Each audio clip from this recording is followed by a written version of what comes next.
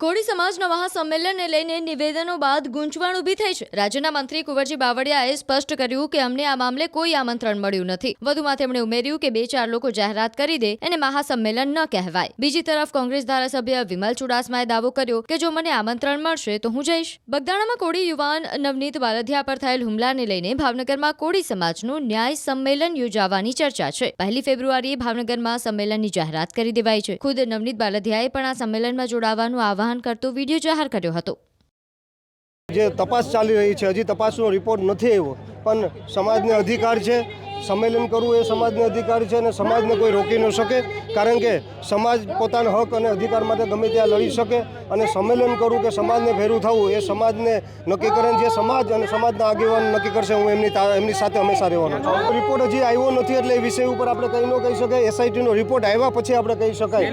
પહેલી તારીખે વિમલભાઈ ત્યાં હાજરી આપશે સમાજનું જે સંમેલન છે અને સમાજના આગેવાન દ્વારા અને ત્યાંના આયોજક દ્વારા જો મને આમંત્રણ દેવામાં આવશે, હું 100% હાજરી આપીશ। એ વાત અલગ છે, એમાં હક અને અધિકારો ત્યાં શેના માટે છે એનો ઉદ્દેશ અથવા તો કોઈ વાતની અમને એ બાબતે કોઈ અમને જાણ કરી અથવા તો એ બાબતે અમને વિશ્વાસમાં લીધા અથવા જાણ થયું અમને હજુ સુધી છે નહીં।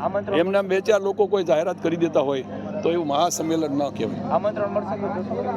હવે આમંત્રણ કયા હેતુ સાથે મળે છે એ હશે તો ચોક્કસ જઈશું, પણ એના હેતુ અને ઉદ્દેશો હોય અમને જાણવા મળે તો જઈએ, એમાં કંઈ વાંધો નથી। સમાજનું છે, જો આ કોઈ એક સમાજના માંગણી કરી લઈએ તો એમ મુખ્યમંત્રી ન થઈ। સૌ સમાજના લોકોનો વિશ્વાસ એને સંપાદિત કરવો જોઈએ, વિશ્વાસ જીતવો પડે કે બીજા અન્ય સમાજના લોકોનો પણ જેમાં સહકાર રહે, સાથે રહે અને સૌ સમરસતાના ભાગરૂપે આપણે વાત લઈને આગળ ચાલીએ તો સમજાય સમાજ મોટો છે, પણ અન્ય સમાજને વિશ્વાસમાં લઈને ચાલીએ તો એ શક્ય છે। બાકી કોઈ એક સમાજથી મુખ્યમંત્રી જે બગદાણાની જે મેટર છે, એસઆઈટીની કામગીરી આટલા સમયથી છે, પણ હજી સુધી કોઈ તેમના દ્વારા કોઈ પણ પ્રકારની પ્રતિક્રિયા આપવામાં આવી નથી।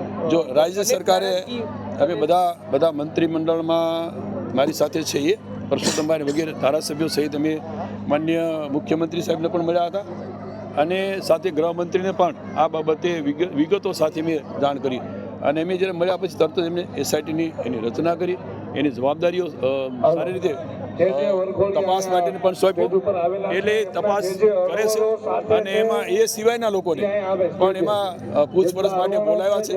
એમાં જે કાંઈ નીકળશે એ સરકાર પણ એના માટે ખુલ્લા મને છે કે એના માટે પગલાં લેવાશે, કોઈ પણ હોય।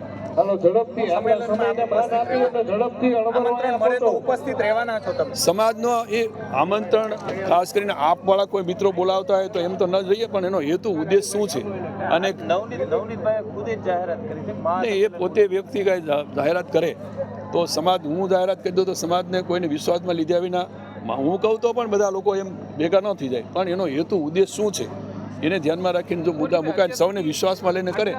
5 તારીખે એસઆઈટીની રચના થઈ, આટલા દિવસ થઈ ગયા, આજે 25 જો એના અનુસંધાને જે લોકોને પૂછપરછ માટે લગભગ 6 લોકોનો વધારાના જે નામ જે પ્રમાણે એ લોકો આપતા ગયા એને બધાને તપાસ માટે બોલાવે છે અને હજુ પણ એમાંથી કોઈને શંકાસ્પદ હોય અથવા આધાર પુરાવા મળે તો હજુ બોલાવવાની એસઆઈટીની તૈયારી છે। એ પ્રમાણે માનનીય મુખ્યમંત્રી સાહેબે પણ કહ્યું છે કે આપણે કોઈ પણ આમાં સંડોવાયેલા હશે તો કોઈને આપણે છોડવાના નથી, પણ એનો કંઈક આધાર પુરાવા અથવા તો પુરાવા મળે।